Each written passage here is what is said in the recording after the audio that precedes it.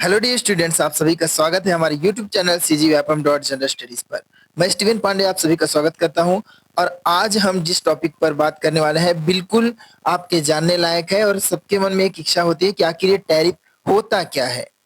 देखिए, एक दिन इस पागल आदमी ने अचानक घोषणा कर दी कि भारत के सभी वस्तुओं पर मैं 50% टैरिफ लगाऊंगा, क्योंकि भारत का ट्रेड डील रसिया के साथ है।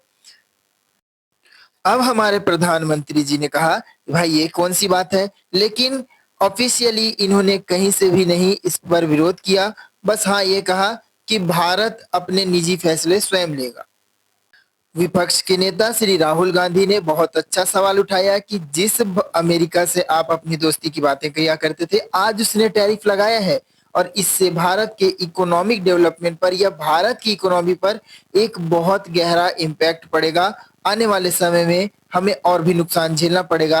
बात सिर्फ राहुल गांधी की नहीं है, बात है पूरे भारत की। चलिए इस वीडियो पर जानते हैं कि टैरिफ होता क्या है। देखिए, सरल भाषा में कहा जाए तो टैरिफ का मतलब किसी देश द्वारा आयात या निर्यात पर लगाया गया कर। जब कोई देश दूसरे देश से सामान खरीदता है और उस पर अतिरिक्त शुल्क लगाता है तो उसे ही टैरिफ कहा जाता है। बिल्कुल यहाँ पास समझिए कि किसी भी सामान के खरीद फरोख्त पर एक देश दूसरे देश के सामान पर जब शुल्क लगा देता है, एक्स्ट्रा चार्जेस, इसी को हम टैरिफ कहते हैं। एक सरल उदाहरण से समझते हैं। मान लीजिए भारत अमेरिका से सेब खरीदता है। अब अमेरिका का सेब भारत में 100 रुपए किलो बिकता है। अब भारत की सरकार को लगता है कि हमारे कश्मीर और हिमाचल के किसान बर्बाद हो जाएंगे, क्योंकि उनका सेब 120 रुपए किलो है और कोई खरीदेगा ही नहीं। इसलिए भारत ने अमेरिका के सेब पर 50% टैरिफ लगा दिया। मतलब कि अब वही सेब भारत में 150 रुपए किलो बिकेगा, जिससे लोग उसको खरीदना बंद कर देंगे और भारतीय किसानों का जो 120 रुपए किलो वाला है वो सेब बिकने लगेगा। इसी तरह अमेरिका ने भारतीय सामान पर टैक्स लगाया, जिससे भारत का जो सामान है अमेरिका में महंगा हो गया। अब अमेरिकन लोग अमेरिका के प्रोडक्ट लेने लगे, भारत के प्रोडक्ट से वो दूर हो गए, क्योंकि भारत का प्रोडक्ट अब पहले से महंगा है।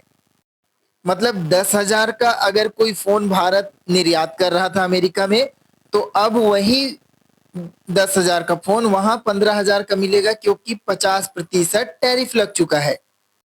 इससे लोग भारतीय सामान को ना लेकर कम कीमत पर मिलने वाले अमेरिकन सामान को ज्यादा तरजीह देंगे। अमेरिका ने भारत से आने वाले कई प्रोडक्ट्स पर टैरिफ लगाया, खासकर स्टील और एल्यूमिनियम पर। इससे भारत का निर्यात महंगा हो गया। भारतीय कंपनियों की जो प्रतिस्पर्धा शक्ति है, कॉम्पिटिटिवनेस है, अमेरिका के बाजार में घट गई।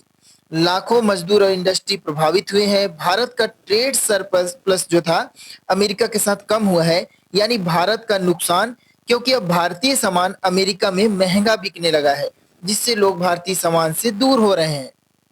अमेरिका का ये कदम न केवल जियोपॉलिटिक्स के हिसाब से बल्कि इकोनॉमिकली भी काफी सकारात्मक है अमेरिकन के लिए।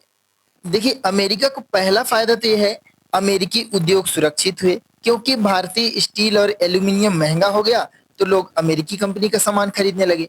दूसरा फायदा है जो राजस्व बढ़ा उनका। हर इंपोर्टेड सामान पर टैक्स से सरकार को अरबों डॉलर मिल रहे हैं। तीसरा फायदा है नेगोशिएशन पावर। टैरिफ एक तरह का दबाव है ताकि भारत अमेरिका की शर्तें माने, जैसे ट्रेड डील, पेटेंट रूल्स, ये सब अमेरिका का एक दबाव बन रहा है भारत के ऊपर। उसने सीधा कहा कि रसिया से अगर आप व्यापार करोगे तो मैं 50% टैक्स आपके ऊपर लगाऊंगा, और अगर लगातार आप इसका विरोध करोगे तो मैं टैक्स बढ़ाते जाऊंगा। अब सवाल उठता है, क्या भारत टैरिफ के असर से बच सकता है? चलिए जानते हैं इसको भी। कुछ तरीके हैं जिससे भारत इस इम्पैक्ट को कम कर सकता है। पहला है निर्यात का डाइवर्सिफिकेशन। भारत को सिर्फ अमेरिका पर निर्भर नहीं रहना चाहिए। यूरोप, अफ्रीका, लैटिन अमेरिका और आसियान देशों में अपना सामान का बाजार अगर बढ़ा दिया भारत, तो भारत को ज्यादा इम्पैक्ट नहीं पड़ेगा टैरिफ का। अगर अमेरिका टैरिफ लगाए भी तो भारत के पास अन्य विकल्प इससे रहेगा। दूसरा उपाय है फ्री ट्रेड एग्रीमेंट्स। भारत को अधिक देशों के साथ मुक्त व्यापार समझौते करने होंगे, जैसे कि यूएई, ऑस्ट्रेलिया के साथ हाल ही में किया गया है। एफटीए से भारतीय सामान बिना ज्यादा टैक्स के दूसरे देशों में पहुंच सकता है। देखिए, इसका एकदम ज्वलंत उदाहरण है चाइना। चाइना अपने प्रोडक्ट भारत में कैसे भेजता है, जबकि चाइना के प्रोडक्ट भारत में बैन है। चाइना पहले उसे आसपास के देशों में भेजता है, जैसे श्रीलंका हो गया, जैसे कि मालदीव हो गया। फिर मालदीव और श्रीलंका से वो भारत में आ जाता है मेड इन चाइना प्रोडक्ट। हम डायरेक्ट चाइना से कुछ नहीं ले पाते हैं, लेकिन चाइना कैसे भी करके वो प्रोडक्ट हमारे यहाँ मार्केट में उतारता है। तीसरा है डोमेस्टिक इंडस्ट्री को मजबूत बनाना। टैरिफ से बचने का सबसे अच्छा तरीका है कि हमारी इंडस्ट्री इतनी कॉम्पिटिटिव हो, इतनी प्रतिस्पर्धी हो कि विदेशी टैक्स के बावजूद भारतीय सामान की मांग बनी रहे। मतलब कि हमारा जो वैल्यू है या जो प्रोडक्ट है उसकी क्वालिटी इतनी बेहतर हो कि लोग किसी भी कीमत पर उसे खरीदने के लिए तैयार रहें। Make in India product link initiative जो है आपका इसी नीति के लिए है। अगला है डब्ल्यूटीओ का सहारा लेना। अगर हम विश्व व्यापार संगठन के पास अमेरिका के टैरिफ को चुनौती दे देते हैं, तो पहले भी भारत ने अमेरिका के खिलाफ डब्ल्यूटीओ में केस जीता है। तो इस तरह से भारत कानूनी रास्ता अपना सकता है, जिससे भारत अपने निर्यातकों को राहत दिला सकता है।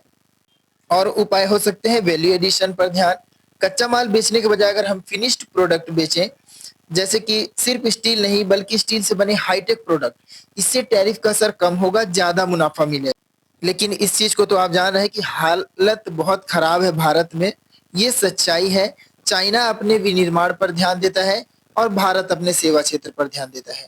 इसलिए भारत का डेवलपमेंट चाइना के डेवलपमेंट से जीडीपी दर और जिस तरह से हम अपना पैसा इन्वेस्ट करते हैं उस हिसाब से हमको 70 साल लगेगा चाइना के बराबर पहुंचने में। अगला और सबसे महत्वपूर्ण है बाइलेटरल नेगोशिएशन, द्विपक्षीय वार्तालाप। अमेरिका और भारत के बीच डिप्लोमेटिक बातचीत भी एक उपाय है। अगर भारत अमेरिका को बाजार और निवेश में नए मौके देगा, तो बदले में अमेरिका टैरिफ कम कर सकता है।